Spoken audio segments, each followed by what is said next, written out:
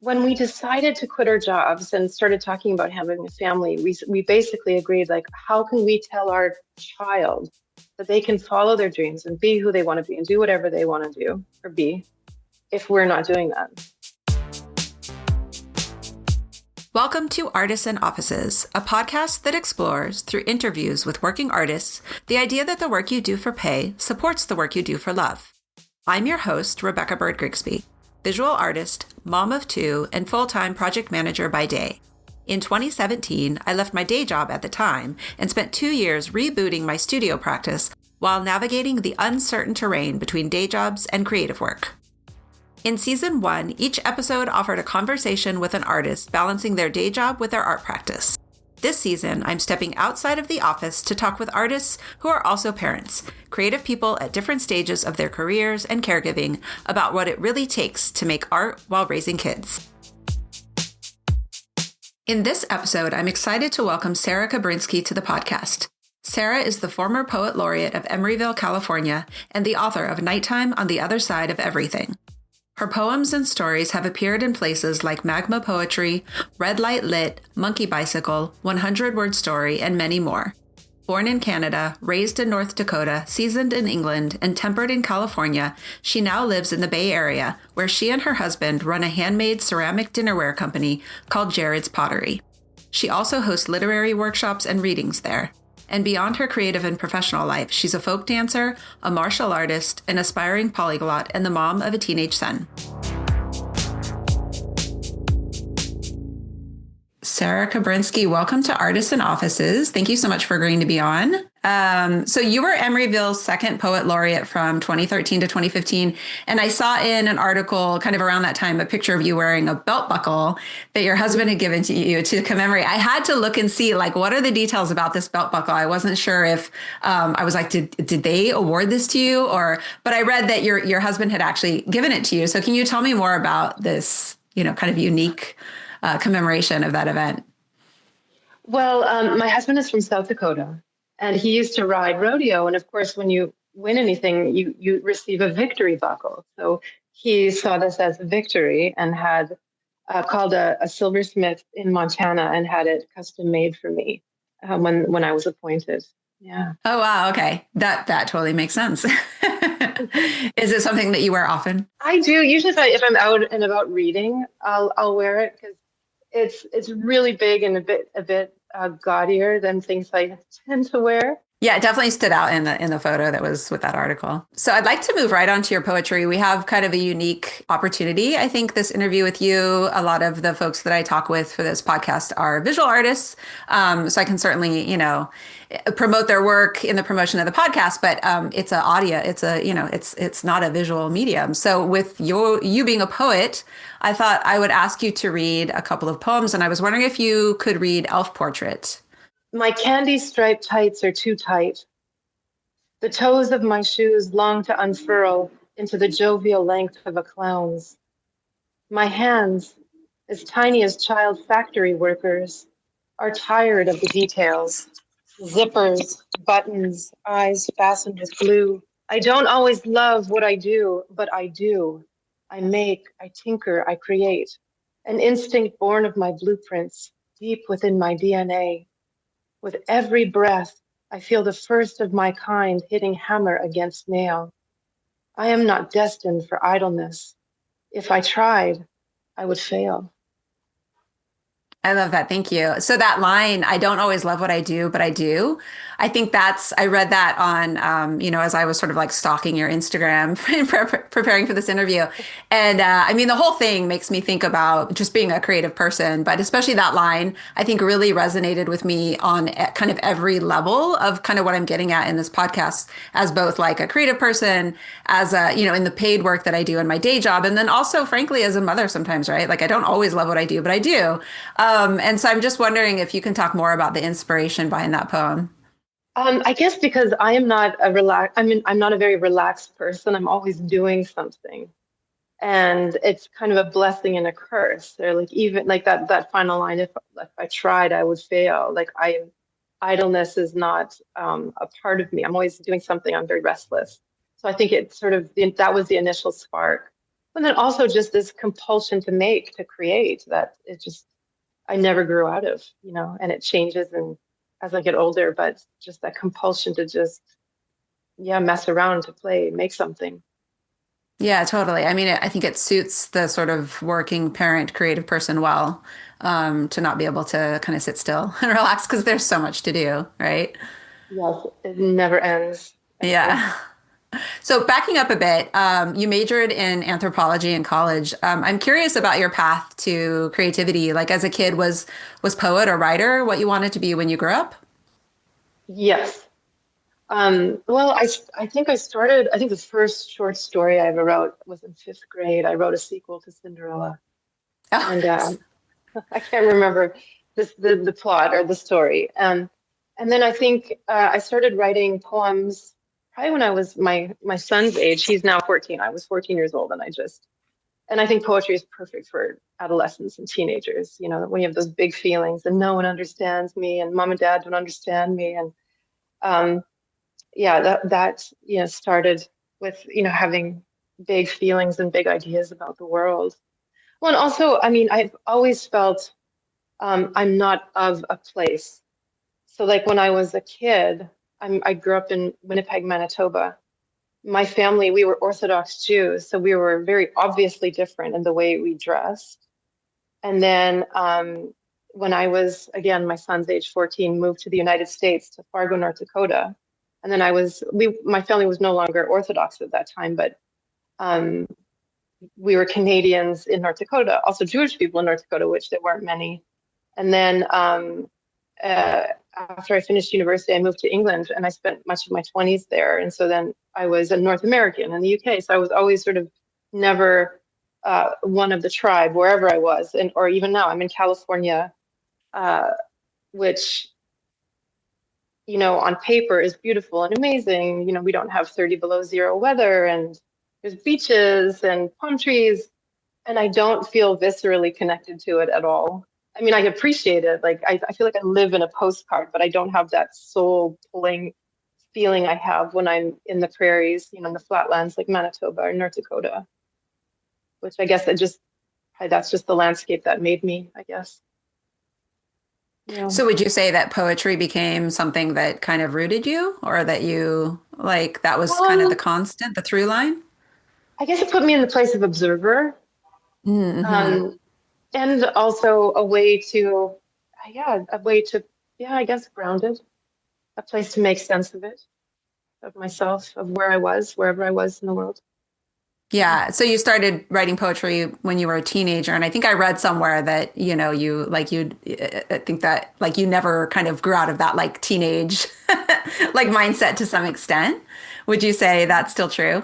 Well, I think like to be an artist, you just have to maintain this wonder and curiosity and willingness to just, well, mess around, yeah, to play. And I Hmm. feel like as we get older, more and more friends sort of stop putting their creative love front and center, and just trying to build a life around that, yeah, that compulsion, that need to make stuff, to create. Hmm. Yeah, totally. So currently and correct me if I'm wrong, but I believe your current title is Director of Development for Jared's Pottery, the ceramic studio that your husband, Jared Nelson, started, or did you guys start it together in 2010? My title, I mean, I don't really have a title. We always just sort of It's like make one whatever up when I needs to be have done, to, I would imagine. Yeah. or whatever title I'm feeling that day. But Jared has been a ceramic artist. He started in pottery when he was 20. So this year will be his 35th year as a potter. But I Wow. guess in this capacity, we make bespoke dinnerware for chefs, designers all over now, and sort of in that capacity since 2010. Yeah. And so have you been involved for since the beginning?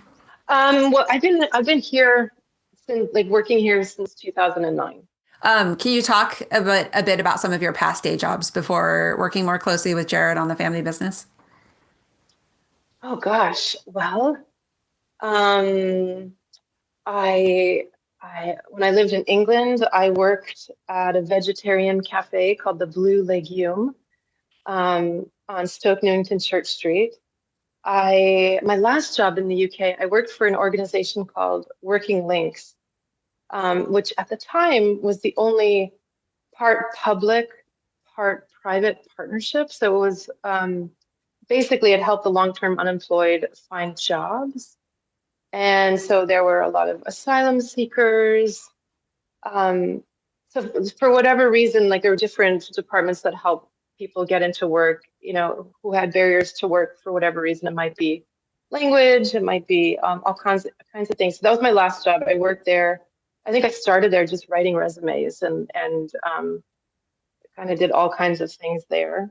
I worked at an architecture firm in San Francisco, but that was right before here, Helmuth Obata and Casabon. I had a great time working there. I was in the interiors department. And in that time, that the interiors department was huge. There was about like 70 people in the interiors department. And so I jokingly referred to myself as the administrator of the interior because I was there in sort of an executive assistant admin position. Yeah, you mentioned before, like kind of creating a life where your like creativity is front and center. How do you feel, that the like have kind of where you are now? I would imagine it seems, at least from looking in from the outside, that you've managed to do that, like that you and Jared are doing that. I'm sure there's a lot of work obviously involved in that, but it seems very integrated. And I have some questions that we'll get more to this, but I'm always curious, like which day jobs, have kind of suited your creative life, in different ways, in pros and cons, either way. Yeah, I mean, this has been great, like from a mom perspective, owning our own company, and just it was really flexible. We can Hmm. shut everything down in the middle of the day and go watch a game, like a baseball game or whatever. Our son doesn't play baseball, but you know what I mean, whatever it is. But We if you can, did, so there's a lot of freedom in that. Also, like when we decided to quit our jobs and started talking about having a family, we basically agreed, like, how can we tell our child that they can follow their dreams and be who they want to be and do whatever they want to do or be if we're not doing that? I mean, there's a trade-off. I mean, obviously, when you're self-employed, there's an element of instability you wouldn't have if you were at a more traditional 9 to 5 position, or actually, no one works 9 to 5 anymore. What is it, 8:30 to 6, whatever, whatever it is now. But there's a trade-off, and I think for us, working for others was worse than the instability. so I'm curious about your sort of daily routine. I read a Medium article from 2016, so some time ago, about and I think it was about creative rituals, and you described your daily routine at the time, your daily writing routine. And I'm going to quote a little bit and skip a little bit, but you write, "I write best first thing, anywhere between 5:30 and 7 a.m. On an ideal day, I get up before my family, make coffee, light a candle, and set to work." And then skipping a few things, and then eventually you write, "I work until my 5-year-old wakes up, comes down the stairs, and blows out the candle. I write entirely by hand, and I am very attached to my notebook." So I'm curious, what does a typical day look like for you now? It sounds like there's probably not any typical day, but how has your routine changed as both your son and your business have grown over the last 9 years? Well, I definitely still prefer, I'm a morning person. I'm a really annoying morning person. That's when I'm at my best. And ideally, I would still get up at 5 or whatever. But my son is older now, he's 14. The schedule changes. Like he's older and it's summer, or before he went for camp. So he's going to bed later. And I have this thing where I just cannot go to sleep until I know he's asleep. And so now my schedule, I've been having to go to bed later than I like. And one thing, and I was thinking about this week, that when you get used to a cycle or you're really in a cycle, a rhythm, and then it always changes. I mean, that's, especially like you feel like you figured out a phase of your kid's life. You're like, oh, I've got this. And then they change, whatever it is, a behavior, food, sleep, whatever it is. And it always changes. And so I feel like right now, because he's about to start high school, I'm in a liminal space trying to figure out, okay, well, what's my rhythm now? Now that he's more independent. And right now it's because he's at sleepaway camp for a few more weeks, I'm more in tune with my early morning stuff. But we'll see. Like this is a transition. This is a big phase. And I just have to remind myself, like, if it's a good phase or if it's a terrible phase, whether my own creative phase or like phase of family life or phase of whatever, like it will change. I wanted to talk a little bit about what it means to be a city's poet laureate. As I mentioned, you were Emeryville Poet Laureate from 2013 to 2015, and so I was kind of digging into like, well, what does that mean? What do you do as a poet laureate? So it sounds like you wrote poetry for city events, you hosted workshops, and then I was really interested in the project that you started where you distributed a new poem each month. I think by different poets, different writers on the Emery Go Round, which is the city's free shuttle bus service. And I looked up like, is it still around? Is it still free? It seems like it is. So can you talk about that project? Like, how did you get the idea? And I'm just so curious to understand that project better. Well, in big cities like in London, where I lived, and I think in Boston and maybe even New York, on their subways, they've had over the years different poetry projects, and it's so nice when you're just, captive audience and you have something in, to look at, to read. So that's where the idea came from. And the Emery Ground is so fantastic. It's a free shuttle. It's still going. It goes right by our studio. And I think we put out a call for submissions, and I just chose poems that spoke to me. I can't remember what my criteria was at the time, but for whatever reason, I liked them. And yeah, it was fun. And they went on the bus in a little, plastic holder, and you could take it. And I like the idea of you being able to take it with you, and like a Yeah, that's what I physical was wondering. object. Like if it was just display, or if I was sort of imagining that it was something that you could physically take, like a map or, Yeah, yeah, information about the bus line or something. yeah. It's a But physical object, not like a yeah, QR code you scan, or not like something plastered on yeah. the wall. Yeah. hmm Would people sit down? Would they like take the poem and sit down and read it, or was it also kind of in a way that they could just like kind of look at it? It was it was toward the front of the bus, so it just had like a little plastic holder where you could take the poem. Yeah. Oh, cool. Yeah. Yeah. So, and then ironically, it was during your time as the poet laureate in Embryville that you were forced out of the city by like a pretty hefty rent increase. I think I read it was like 38, 40%, and moved Yeah. to Richmond. So if I understand correctly, you live in Richmond, but you've since moved your business back to Emeryville. Is that correct? And can you talk more about that whole experience? Oh yeah, so yeah, halfway through my term as poet laureate of Emeryville, we were renting an apartment in Emeryville. Oh, well, that's over a decade now. Yeah. And at that time we were growing our company, and yeah, so our landlord raised our rent, and at that time I can't remember the details, but the kind of place we were living in didn't have rent control. Since that time, they've put in some improvements in Emeryville, or more protections, rent control protections, and I'm not sure the details about those.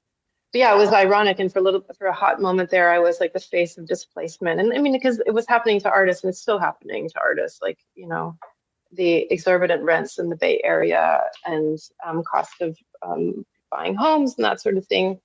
So we moved, and at that time, our company got a contract with Restoration Hardware to make a line of dinnerware for them, and we needed more space because we had our studio in San Pablo in Berkeley, and so we moved to move the studio to Richmond.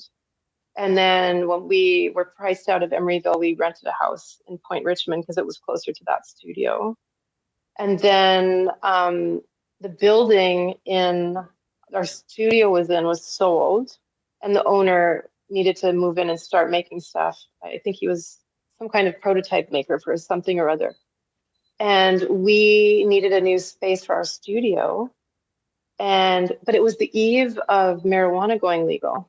So all of the like warehouse spaces were being eaten up by all these people who were in the green, quote unquote, green business. And it was 2 weeks before we had to be out of our Richmond space, and we still hadn't found anything. And I'm like, Jared, we need to like drop in somewhere. And he's like, trust me, we'll find something cool. We'll find the right place. And because the was slim pickings at that time because of everything going to marijuana businesses. And some of these people would go in and pay cash for a space for 2 years, and we couldn't compete with that. But we hmm found this place, and in the ad for this place, they said they didn't want anybody in the marijuana industry. So we lucked out there, and it's a beautiful space, and it's more centrally located than Richmond. We're on Horton Street, right by the Emeryville Amtrak, and it's probably our favorite studio so far. Yeah. So your business is back in Emeryville, but you live in Point Richmond. No, now we're just doing a tour of the Bay. No, we're living in Berkeley now. Oh, okay. Yeah. Yeah, I was trying to sort of because it has been some time, but it sounds like it's quite an evolution of Yeah, hopping yeah. around. Yeah. So and then I guess two follow-up questions. First is, yeah, like you said, this was over a decade ago. So and it did get picked up by a number of different outlets, and obviously, and I don't think that was the start of this happening by any means, but maybe a bit of a height of it. So how, in terms of it impacting creative people, right? Like, Mhm. and so how do you feel about the creative health of the Bay Area now, like 10 years later and post-pandemic on top of all that?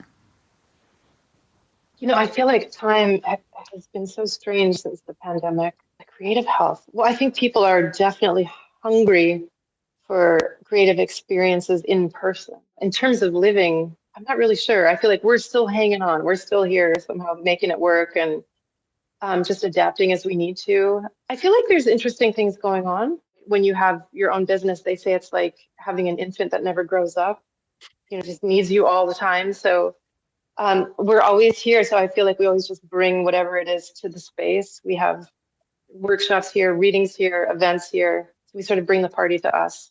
We don't get out into the bigger world very I often. see. So it sounds like your creative health is good. And actually, that's a good segue to I'm going to bounce around a little bit, but I did want to talk about your kind of the extent, the creative community and some of the events that you've participated in or hosted. And so I'll just list off a few examples folks can kind of look up. But you did the most recent, I think, it was the Midsummer Night's Dinner for Writers at Mago Restaurant in Oakland. It looks like Cool. there's a poetry at the Pottery Workshop series that you've also. I think at least one of which you kind of took to Compound Gallery, which is an art gallery in Emeryville. And side note, I learned in preparing for this interview what the word ekphrastic means. So Oh kind of yeah. like literary description or commentary on a work of visual art. I couldn't believe I'd never come across that word before. I also saw like a climate crisis related generative workshop for parents and caregivers that you did. And then of course, like launch parties for other writers' books. So I love that your day job, so to speak, affords you this space where you can get really creative with the kinds of events that you're planning, and all of that seems really well aligned to your creative practice. And I guess like I think about writing as this sort of solitary act, and I think a lot of what people do as visual artists is the same. But you're also essentially an event planner, host, and performer. And you've said about making your poetry readings interactive and interesting for the audience.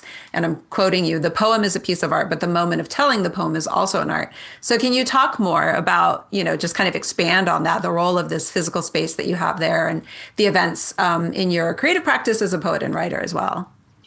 Yeah. Well, the ekphrastic thing started out of my time as poet laureate of Emeryville. For almost 40 years, there has been a juried art show in Emeryville of artists who live and or work in Emeryville. And it's historically, it would be in whatever industrial space was available at that time. It's always in October. But the last few years, it's been sort of adjacent to the public market because there's been a space on the end that's been open. So I think this fall it'll be there as well. So the last 6 or 7 years, maybe eight even, I don't know, I'm not sure how many years, at least six. I've led this ekphrastic workshop in this annual art show. So it's a month long show. So toward the beginning of the show on a Sunday afternoon, we invite writers to come and I give people prompts and we write things in response to the artwork. And then we compile a chapbook. And then at the end of the show, we have a reading where we have a jazz group improv off of the writers who've responded to the visual artists. And it's so fun too.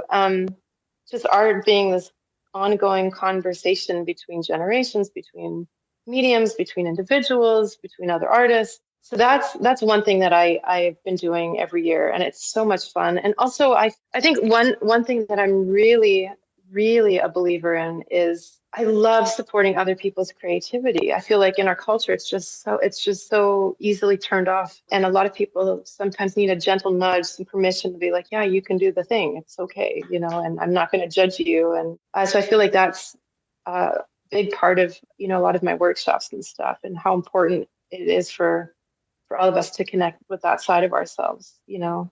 I mean, it's such a brilliant way to learn about yourself, or you know, who was it? Joan Didion. I'm going to destroy the quote. I'll try to paraphrase something like, I don't know what I think until I write it. So that's my annual acrostic. And then we started, April is National Poetry Month. And so a lot of poets set out to do this thing where they try to write a poem a day in April. And it's a bonkers endeavor. I mean, it's wonderful. Like to just, it's like, I don't know. I feel like in this culture, we're obsessed with 21-day challenge, 30-day challenge. You're going to like, everything's going to fall into place if I just do this 30-day challenge. Anyway, so a lot of people do that. And I decided I wanted to create a container for people who were attempting that endeavor. So that was a couple of years ago I started. So in April, all the participants met one Tuesday evening every week at our gallery.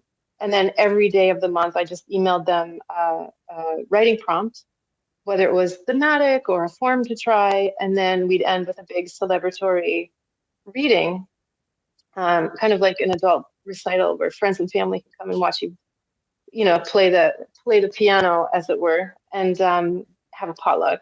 And out of that, I've been doing that a few times a year now, that even not even in April, just a month-long intensive, just to get in the rhythm of writing every day, just to generate. And this, unlike you were just talking about, like, you know, there's this idea that writing has to be this lonely, sad thing where you're banging your head against your keyboard, or, you know, playing basketball with the waste paper basket, you know, scrunching up papers and throwing it away.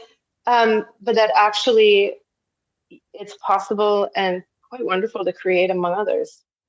So there's that. And then from that, I added another class, an editing class, where we take a deeper look at shaping poems that were born in the generative workshops. Yeah, so that grew out of that. Right now we're in a month of like tonight I have my editing session, and I found a format that sort of works, where this one I keep small. I never have more than 6 or 7 participants, because that way everybody has at least one poem reviewed every week. And so what we do is, say you're a poet in the workshop, you read your poem out loud, then 2 other people read your poem out loud. And something interesting happens when you hear these other people reading your work out loud. And, you know, you can hear where things are landing, or where people might be tripping things up, or it's just really interesting. And then we talk about it after we've read it 3 times together. Yeah, so that's the format for the polishing class. And then, I don't know, I think for a long time, I've had this compulsion. I guess I have a lot of compulsions. Compulsion to create, but I also have a compulsion to bring people together.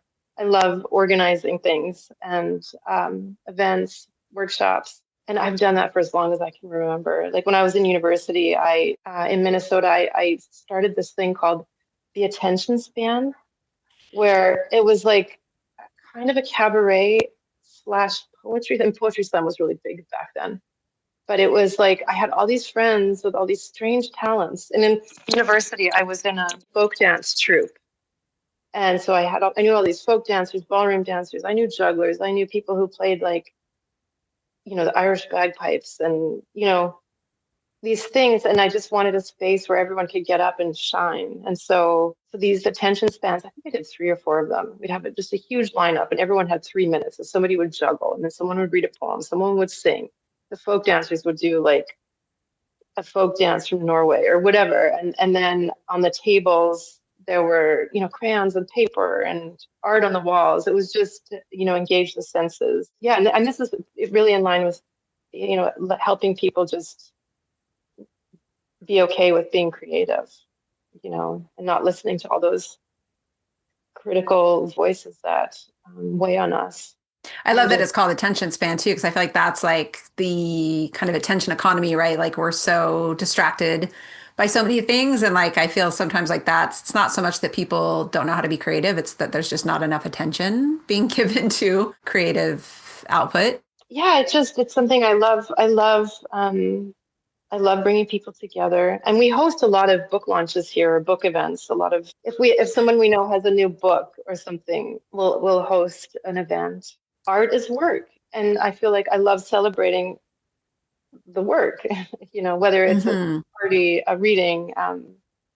Yeah. Can you talk a little bit as well about like how you're kind of like when you're the one in the event, like you're doing a reading or something like that? I read some really great kind of examples of how you engage the audience. And again, this is, a little bit of a, not that I haven't been to readings and things like that, but as a visual artist, it's a little bit of a world that I'm not as familiar with. So I was really like pleasantly surprised by some of the things that you've done to kind of engage the audience. Can you talk a little bit about that? Well, and I might get in trouble saying this, but poetry readings can be really boring. I mean, they can be really boring. And so I guess when I've been invited to read, I always feel like um, I have to imagine myself in the audience. Like, I don't want to drone on too long. I don't want to give too much preamble about whatever I'm about to read. And I like to make it exciting. I'm trying to think of an example.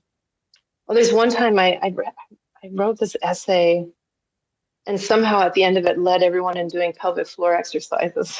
Yeah, I read about that one. I think you were training to be a perinatal yoga instructor at the time. Years ago when my son was little, I was a perinatal yoga instructor.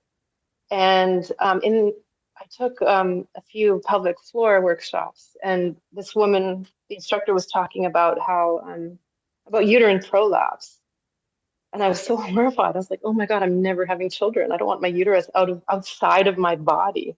Anyway, so I think in the essay or the piece I was reading, I was telling that story and talked about pelvic floor exercises, and then had everyone doing them. Yeah, I'm into interaction to keep it exciting. Yeah, I think Yeah. I saw also a video that I'll find and I'll link in the show notes. The and I can't remember where it was, but I think it was for like a poet laureate celebration of some kind in San Francisco.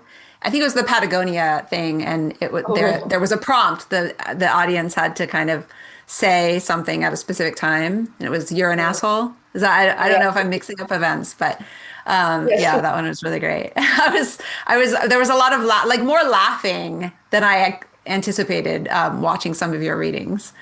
Just kind of like laughing out loud at the, just not expecting that. So even watching it through a screen, it has kind of the same effect of like kind of like sit up and pay attention and lean in, and it's very effective. Yeah. Well, I mean, the nature of poetry is so dense. And I was talking with a friend the other day because sometimes they'll have events around town where there's just a huge lineup, and it's fun because we all see each other, but it's almost impossible to really hear and honor and really listen to every poet and all of their poems. So I feel like yeah, if you do things to create space around it, or yeah, to bring you to attention so you really Hmm. hear the piece. Group participation is fun, whether it's like I'll tell them to practice a line and then I'll give them a sign when it comes to it and I have everyone say it together, whether it's a kind of punchline or whatever. That poem was about the guy who kept on taking my parking spot. Yeah, and it's kind of like this moment of levity. Like you said, like poetry is very dense, and obviously, a lot of what people write about can be like heavy topics. But and it kind of gets to. I've read this in a couple spots where you say like, you kind of have this like dark sense of humor, like, but that what it's really about is maybe something much darker. So it's kind of the same thing. I feel like where it's like it's kind of an entry point to something that's actually more sort of deeper or more serious, but it's a way to kind of access the work, I think, in an unexpected way. Yeah, a spoonful of sugar helps the medicine Yeah, go yeah, down. totally. Yeah. Yeah. Okay, so I'm going to switch gears a little bit and talk about other stuff. Not that, we have time for too much outside of, creativity and family, but we have a mutual friend. So someone I mountain bike with and someone you practice martial arts with, hence this interview. So I'm curious, Yeah. how, yeah, can you talk about how you fit this in? And I guess like anything else that sits outside kind of that, family, work, creativity trifecta that you feel is critical to your overall well-being as, as a human, but as a creative person in particular. Well, I think I mentioned at the beginning, I have a lot of restless energy. Like I need to be moving all the time. I need to have some kind of physical expression. Like in university, it was dancing and yoga. And so in the pandemic, I started martial arts and it's been wonderful. It's so hard. I mean, specific, I mean, well, moving is important. I have to move every day, whether it's a simple walk, swimming, yoga, whatever, I'm moving around. But, I definitely met my match with martial arts because I don't consider myself a fighter. And there's a lot of, like, I'm not somebody who's like, yeah, let's spar. Isn't this fun? It terrifies me. It's so scary. It's so challenging. And I think that's good for, I don't know, neuroplasticity, like putting myself into these situations where, I mean, I hate this saying, but out of my comfort zone, it's in my, I don't like those kinds of phrases, but I appreciate the sentiment where like it's just it's difficult. But the community is amazing. There's amazing people, like our Yeah, it mutual sounds friends. like it. Yeah, and actually it's interesting that you say that because that's kind of I think what I get from mountain biking is, and again, it's such a kind of an overused expression, but and especially I think when you're beginning something new like that, I didn't have a comfort zone. There was no comfort zone in mountain biking. Like every ride was new and challenging and scary. Like I don't fear for my physical safety when I'm going for a walk or even, I've done distance running in the past but I'm like, I'm freaked out on some of these rides. And so, and there's also obviously that risk of injury. So I think it was a year and a half ago you tore your ACL while training for a belt test. Is that It was right? during my test. It was during my test. Well, oh, really? Oh my gosh. Okay. So, and then you Yes, it wrote in was. a post. Yeah, so and you wrote about that setback, and I love this. I'm gonna quote you again. You wrote, "If you don't love, your heart won't break. If you don't venture out in the world, taste life, you won't make mistakes, fail, or break. But the good stuff, the evolution, happens in the fractures, in the mess, in the getting up. Here's to one foot in front of the other, albeit slowly." So that I assume is while you were recovering. But I love that because, and I'm actually recovering from. I crashed a couple months ago, and I'm pretty well recovered now. But I fractured a couple of ribs. Stupid crash too. It wasn't even like a good crash. But so I've been thinking, but I think a lot about, and I think this gets back to what you were talking about before about that challenge, right? Like, so thinking about there's this synergy, I think, between these physical pursuits, these physical things that we do, and creativity. And I think for me, I think the further I get from, kind of when I first wanted to be an artist, or especially doing something for my day job that is not terribly creative, I don't really push myself to go to that space, whereas mountain biking just kind of forced me to do it. So I'm still sort of trying to figure out how do I take that. And like I feel like the advice that I get for being creative is so similar to the advice that I get for that you see, right? Like keep going and just don't be afraid and start something new. And so I feel like I personally am sort of on this journey of figuring out, okay, I see what I'm doing here with mountain biking. I need to apply that back to my creative life. But yeah, I guess you've already really touched on this, but if there's anything more that you want to say about that and kind of the relationship between, it sounds like it's martial arts for you right now, but maybe it's been different things in the past and your creative practice. Yeah, I think there's also when you're doing something new, there is this, whether it's a new sport, a new art, or you're traveling somewhere for the first time, it requires all of your attention. I feel like we've used that word a lot. This is a theme. For example, if you're traveling somewhere, basics like getting breakfast and going to an ATM require all of you. Whereas if you're just in the city where you live, your daily life, you kind of do a lot of these things on autopilot.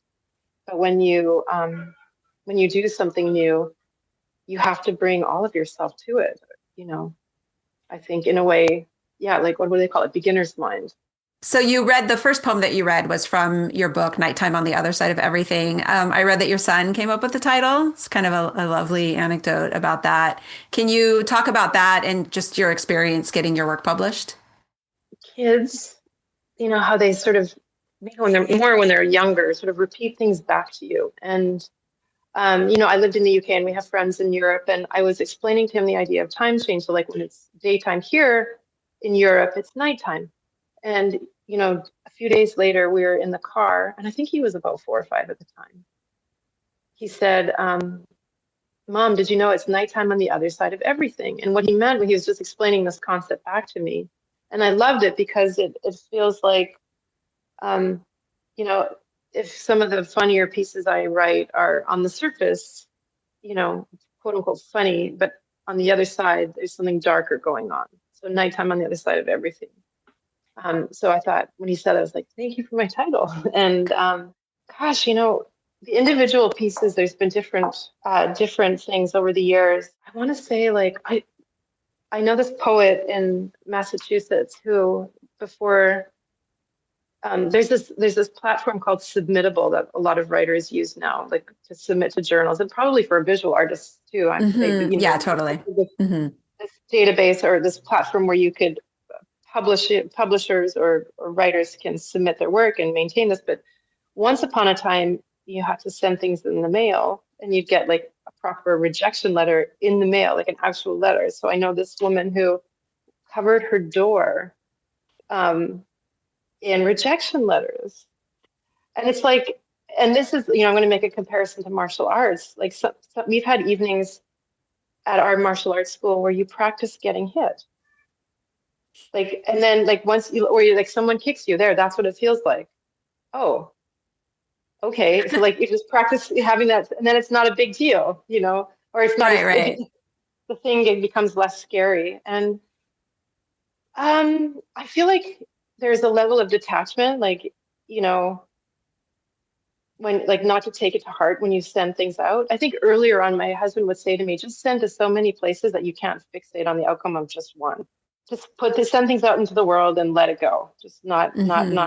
revisit, which I'm terrible at, because I'm terrible at Yeah. letting things go. Because I'm really good at obsessing over things.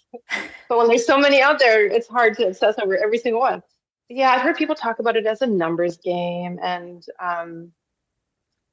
now I think about how, well, one of the cool things just about getting older, like you just don't care about certain things anymore. Like, you know, I don't care if I fall on my face now, like in a way that I might have cared more about that 10, 20 years ago. But I have a level of detachment, or can, laugh at myself in a way I don't think I could have before.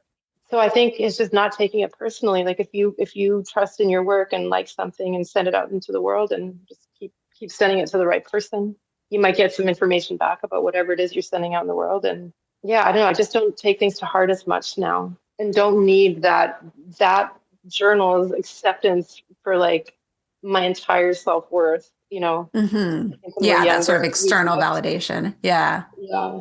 I always think about how also now when I send things out, as an older person, I'm like, it's probably some 20-year-old kid reading the slush box. Right. And I was just like, well, I don't know. I don't know. Not that there's anything wrong with 20 years, but just, different life experience. Yeah, totally. Yeah. I don't know if that was an answer at all, more of a ramble, but No, I that's feel like, great. No, no. Yeah. Yeah, I'm always curious how people approach that, getting their work published or, getting work in shows or and I think that changes over time as well, like how important that is to us, I think changes over time and it's different for different people. So yeah. rambling And answer is totally valid.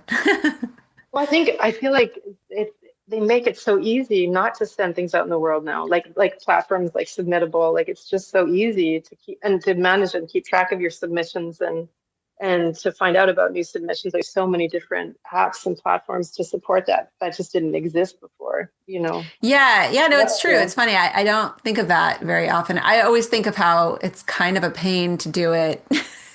It is just this other piece of work that you have to do around your creative work. But you're right. It's definitely much easier now than it was even probably 15, 20 years ago, where, I mean, I remember applying to grad school and having like having to get a bunch of slide carousels with actual slides Yes. to apply to a visual arts program. It's like, and that was like the very end of that time period, but still that's how it was not that long ago. It was a real pain in the butt. Yeah, it changes so much, and who knows how people will be giving and receiving art in 5 years' time. I Yeah, it's so remember true. the first time being at a poetry reading and being horrified by somebody reading a poem from their phone. I was like, it felt like sacrilegious. Like, what are you doing? Reading a poem to an audience from your phone? I think I've only done that once because, like, I mean, like I said, I still write everything by hand first thing. I have this huge cedar chest at the house that's full of notebooks I've kept since I was 12. I love physical objects. Yeah, and I was so horrified seeing that. But there was one I wanted to read this one poem, and I only had it in my email, so I read from my phone. And it felt so wrong. You get used to things. And there's this great poet. His name is John Oliver Simon, and he passed maybe before the pandemic. He was 75, and he was involved with the California Poets in the Schools. But he would memorize all of his Oh, poems, wow. hundreds of lines of verse. He'd just recite them from heart by heart. And I would love to get there at some point. I mean, most of us poets, we obsess over each word so much that I'm sure we could do it easy. But there's some security blanket of holding the phone, the piece of paper, the book in front of you. But he would just like bare his whole self, just stand there totally open and just recite from his heart. And it was really cool. Wow. Yeah. No break in eye contact Yeah, with no, the it's just audience. like Yeah. That's intense. Yeah. staring. Yeah. So that was, Yeah. but who knows, like, yeah, how people will be sharing their art or sharing their poems in a reading um, in a few years from now. So for my final sort of set of questions slash requests, so I read an Mm. interview. I found it via Poetry Foundation, but I think it was with Jay Weekly. And in response to a question about challenges you've faced as a female poet, you said shortly after I had my son, I wrote an email to an old friend, an editor, and sorry to be quoting you so much in this, but an editor of a well-known poetry journal who wrote back, "I hope motherhood doesn't color your work." Which is at once like kind of shocking, but also I think probably most female identifying folks in general, but I think especially as creative people have, and that's kind of what I'm getting after in this podcast, right? Is this kind of balancing, your creativity and your paid work and parenthood. So yeah, can you talk more about this experience and is this still something that you face in your work, as a female poet, as a mother, or has that Yeah, that changed? remark really surprised me. I remember that because it was like, what are we just going to dismiss like 50% of the world? What is it? Just 51%? There's more of us than Mm-hmm. them. Yeah, it just felt so outdated, so old-fashioned. I mean, there've been a few things since. I mean, not necessarily in my work, but I remember being asked to be a judge at a poetry out loud competition at a high school. It's like an old school recitation competition, like not like a spoken word, but they memorize a traditional poem, Mm-hmm. recite it, and give it dramatic meaning or dramatic interpretation. And I mean, all of us judges, we agreed on the same poet, but afterward, or the same winning kid, for this competition. And afterward, we were talking about it, and it was this wonderful young Muslim woman with a hijab who won.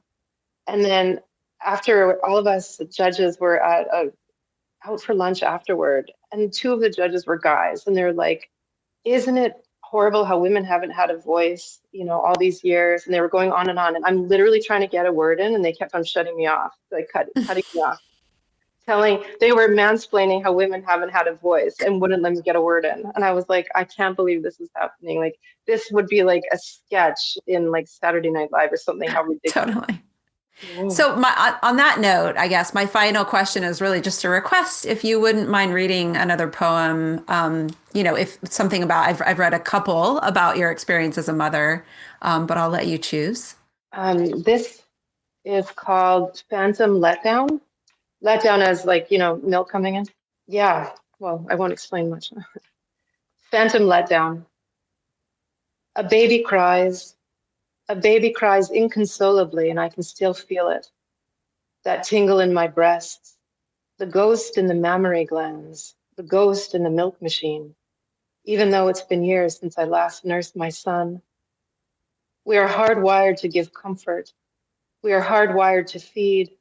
It doesn't take much. The sound of a cry of public grief, and that milk comes in.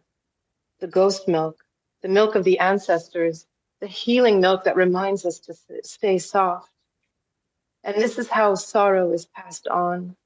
And this is how joy is passed on. And this is how we promise that the wails of our hearts will always be heard. Lovely. Thank you so much, Sarah Kobrinsky, for taking the time to talk with me on Artisan Offices. Really appreciate it. And it's just been such an added treat to get to like experience your work like in the podcast. So I really appreciate it. Yeah, thanks for having me. Yeah. Artisan Offices is produced and edited by me, Rebecca Bird Grigsby. Intro music is provided by Jesse Kelsey. Show notes and additional episodes can be found at artisanoffices.com. If you enjoyed this episode, please consider subscribing to the podcast on your streaming platform of choice and leave the show a rating or review. This will help the podcast connect with even more artisan offices. Thank you so much for listening. What you do is you just get a couple of sticks, put them back in the horns, put some sugar on the uterus to stop the swelling, and just shove it back in there.